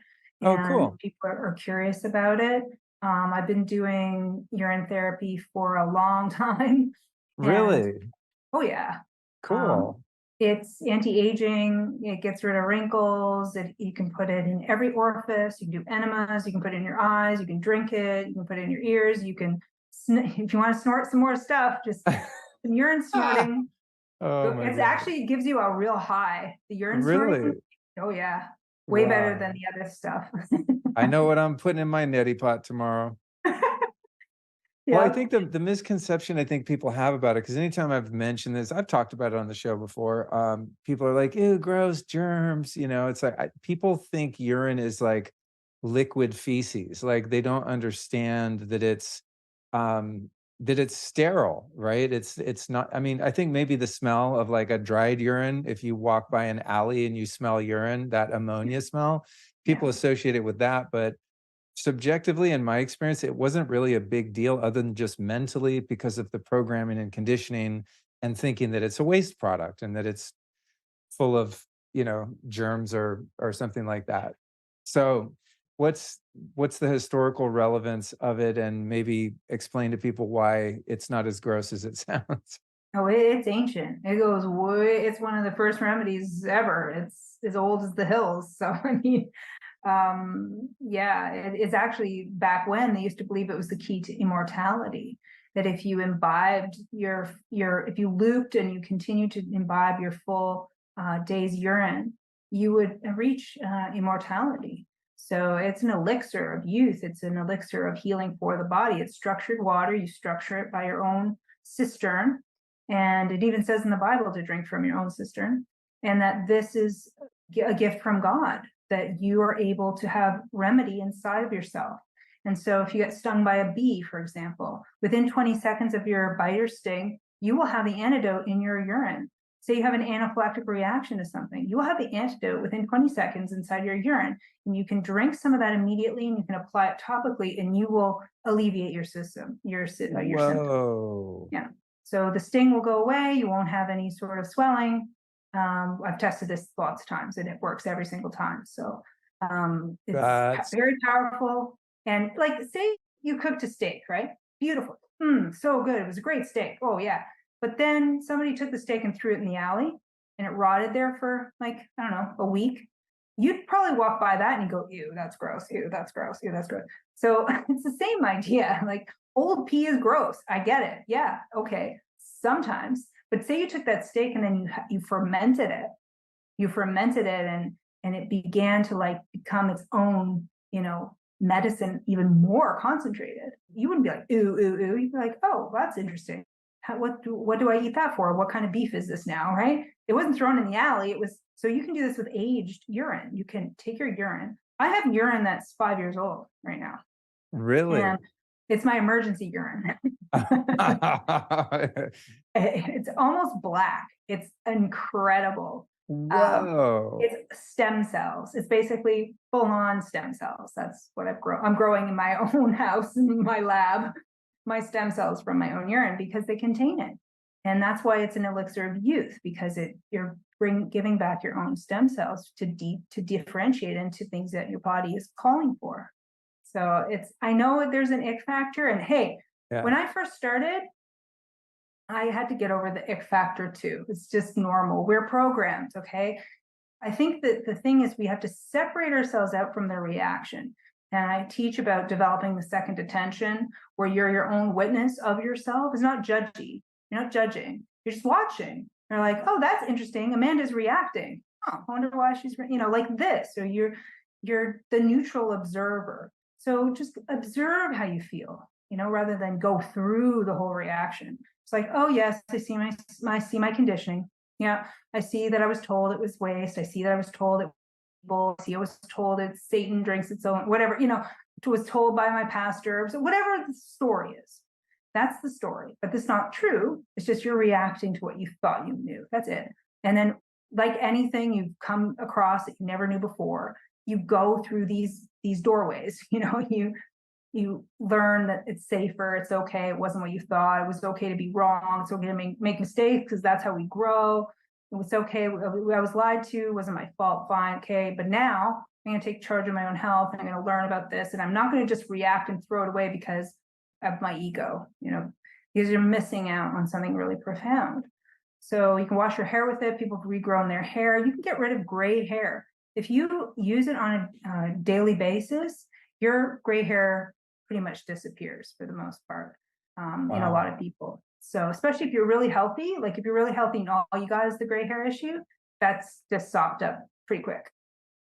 That's so cool, man. I'm glad we went into that. It was kind of in the periphery of my notes, and I thought, well, if we have time, we'll get to it. But I'm glad that we're able to cover that because I haven't really. It's been a while since it's been discussed on the show, and definitely been a long time since I've done it. So I love talking about things that inspire people to think more deeply and broadly. You know what I mean? Some of these things we talk about on the show are maybe shocking to people, but I think it's just healthy to open your mind. It doesn't mean that you have to like go along with everything or you have to start drinking your own pee, but it's more about just it's more about the observer, right? It's about like witnessing, oh, why do I react? Why do I believe what I believe? Why do I believe that, apes became people?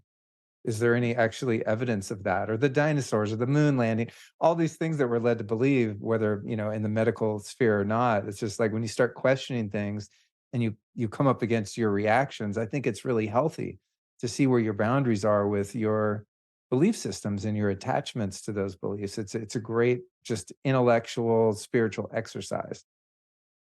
Absolutely. Yeah. And even at in the end of COVID, I did my primary presentation is on the paradigm shift.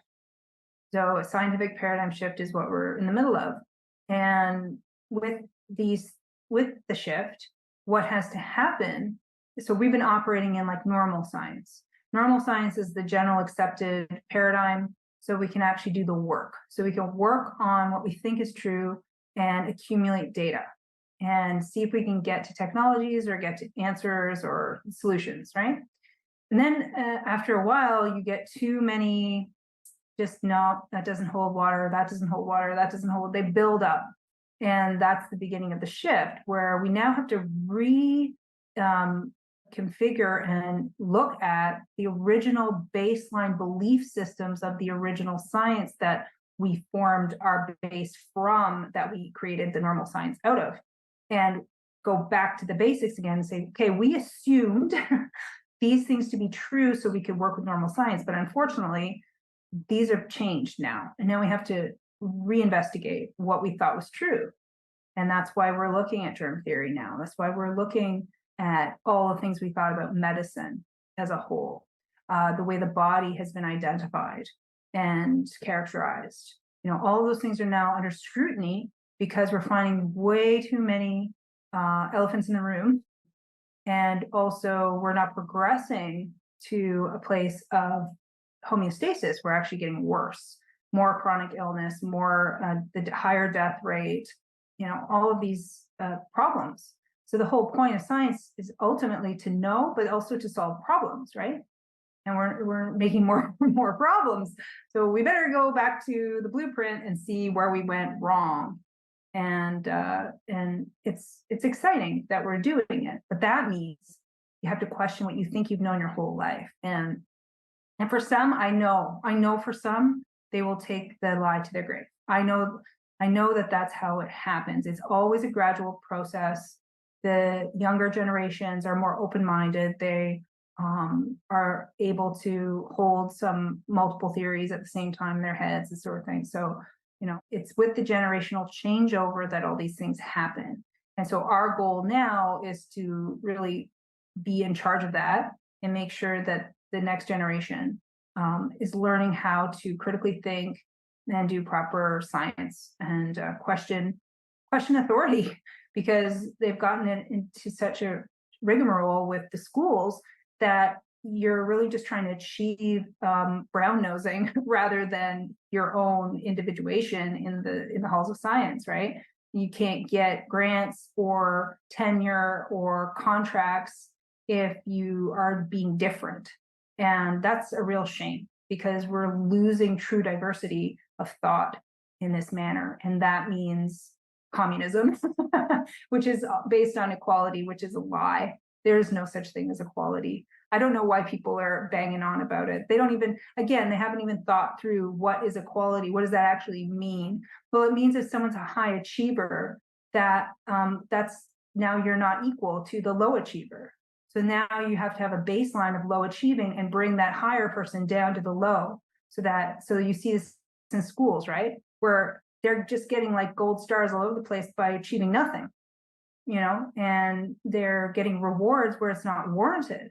And this creates a lazy individual and also an unintellectual individual. And this is not equality, it's a demonization to a point where we will fade away into chaos if we continue this way, right? And we're seeing that. So now we have to recall our mistake, and it's okay that we're different, and we can not keep pinpointing them all the differences and judging the differences. Just being comfortable with all these layers to ourselves, right? And anyway, it's interesting times. I love That's it. all I have to say. It's when the shift hits the fan. Shift is hitting the It's fan. it's the best.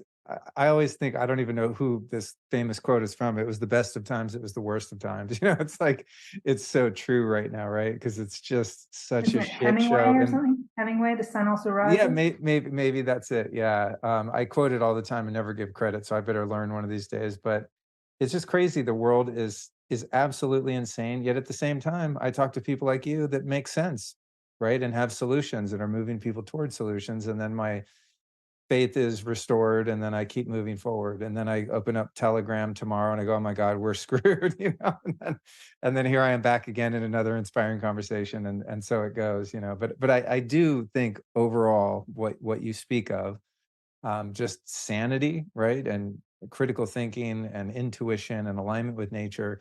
I think that inside even the most programmed person, there is an innate knowing of truth, right? It's like we can't really arrive at truth often through our intellect because of the programming, but there's an innate intelligence to the spirit and to the body that just knows when something's right and when it's wrong. And the more we can become attuned to that, the more I feel like we actually have a chance of moving forward and seeing a different world. So I appreciate your perspective. I appreciate the work you're doing. Um, and definitely appreciate you reinvigorating my interest in DMSO.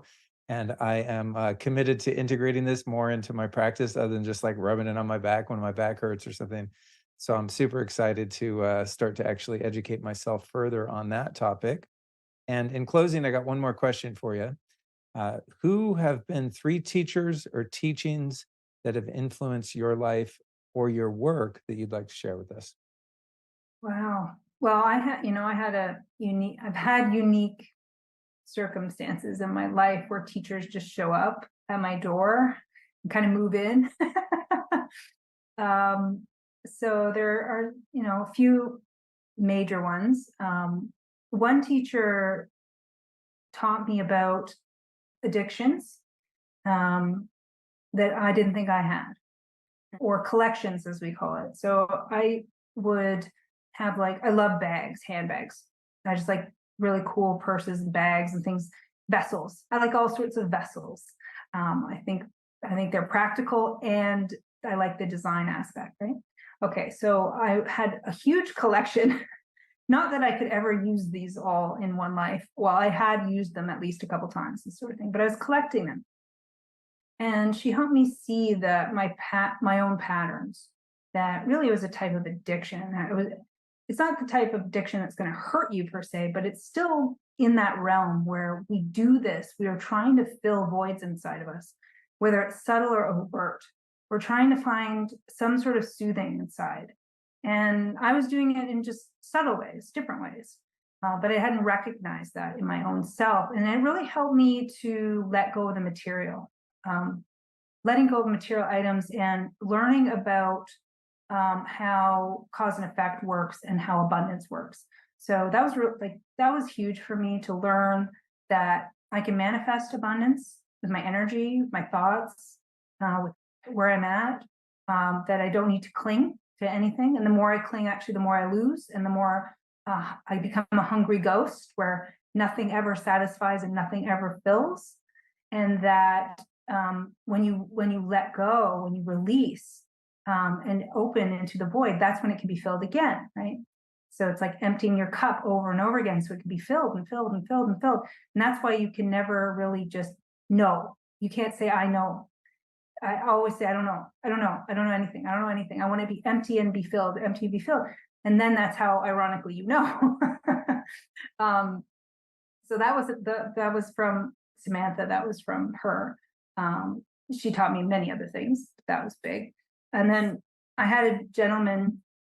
We've fallen, into different camps now, but I'm still very grateful to him for teaching me maritime law, admiralty law, contract law, all the different types of laws, natural law, ecclesiastical law, all of these things, and do just come and show me and teach me and learn those methods and things. And I'm grateful for what I learned there, because I don't think I would have come into the depth of knowledge that I'm at now if I hadn't started when I did, because there's a lot there.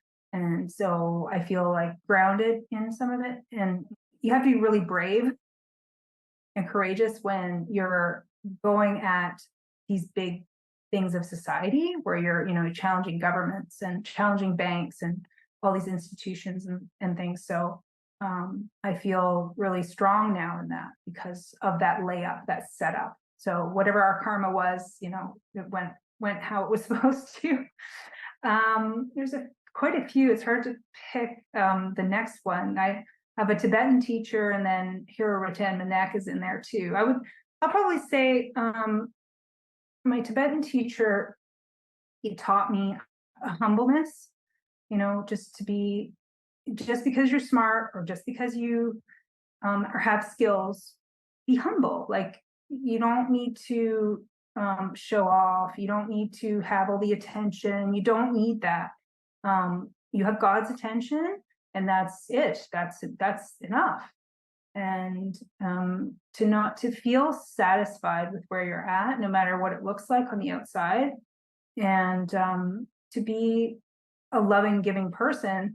But through all of it, it taught me how to have tough love, like how to say it like it is, and be in integrity, and say it honestly, and be honest with what you're feeling or how you're trying to express something to somebody. And if it's real and true, then it will resonate with them. Now, they might not appreciate it in the moment all the time, but that's not your responsibility. Your responsibility is to the truth, and not necessarily their feelings per se. I mean, you're going to try to be gentle if it's warranted. Sometimes the gentleness approach doesn't work, because it doesn't shake them enough. It doesn't rattle them enough. It doesn't unearth them from their comfort zone enough for them to go, no, or like get angry, or like do something which shakes up what they think they know, right? And so a lot of these teachers, and I did Vipassana meditation and these sorts of things. A lot of these teachers help hone that in me, where I'm okay with people who don't like me or judge me or whatever. It's not to say it doesn't bother me from time to time. I'm still a woman, but like, it's that I don't take it into my personality, or I don't take it into my ego. It doesn't stay, right?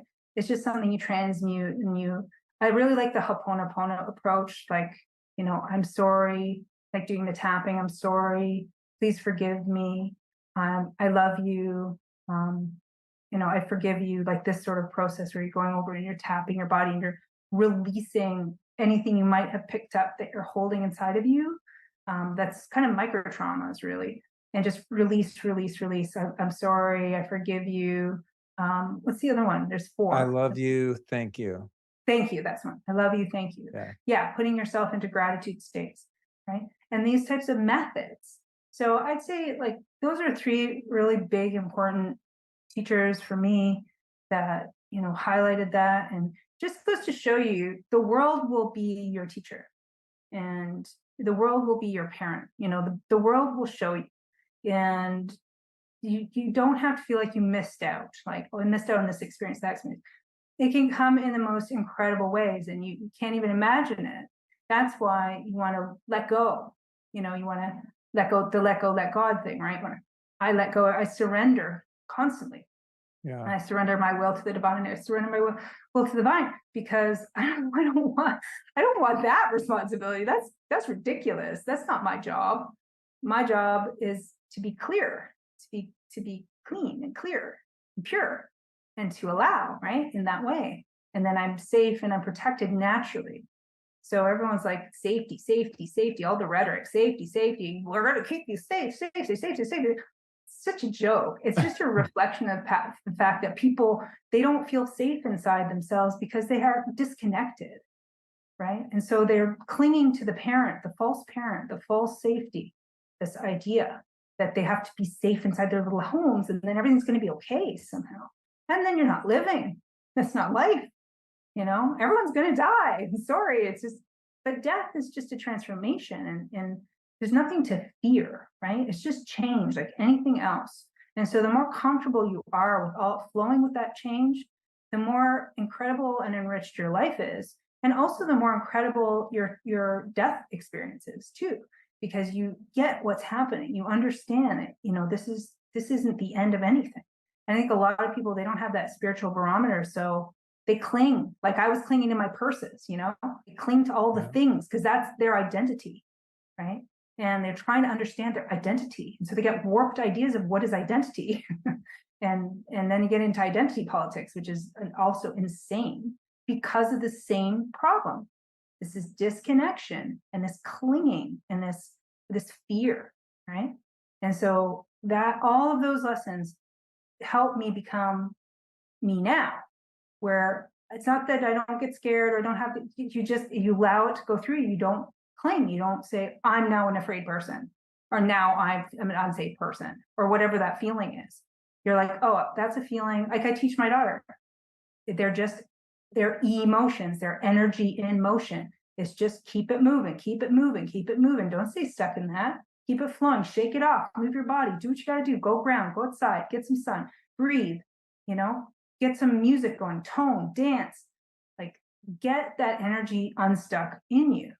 And then you're now the vessel for the divine that really is your goal here. That's what I feel anyway, is to be that pristine vessel for the light, for love, for truth, for peace, prosperity, all the things that we ultimately do want and what we're all doing, the things we're doing anyway. We want love, nurturing, all these things, right? We all want the same things, but we block them in ourselves because we're so scared. We're so scared to feel the feelings, even if they're uncomfortable, right? So that's, going into the discomfort through all those processes, through all those teachers, being like in courtroom, scared out of your wits, like trembling and having to speak up and put a judge on their bench oath.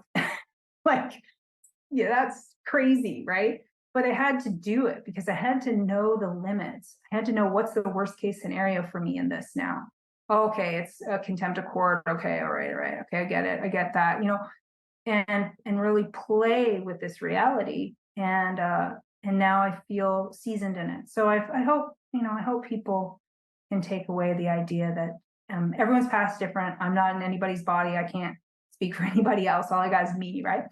But ultimately, I feel there's similarities between us all that we can agree upon. And this really comes down to love and just trying to feel that and be that and emanate that. And that's the ultimate healing. That's the real healing. I mean, if we could just bottle love, I don't know, snort it. Yeah. We'd have it. We'd be good. We'd be done. We'd probably be, I don't know, maybe we'd finally have freaking hover cars. Are we ever going to get hover cars? I mean, we I keep know, promising right? hover car, but I don't see them. Yeah, I don't either. We're So still arguing about the number of genders. We're going backwards. Well, I love your closing philosophical statement. That was really beautiful, and I resonate with all of that deeply in my experience and just my reality. So thank you for bringing us home with some deep truth there. I appreciate it.